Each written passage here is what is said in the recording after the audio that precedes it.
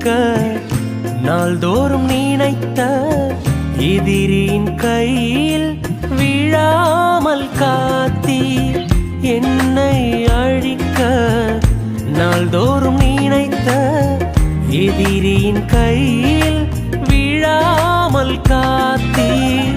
சத்துருக்கள் முன்பு பந்தியை வைத்து எண்ணெயினாலே அபிஷேகம் செய்தீர்.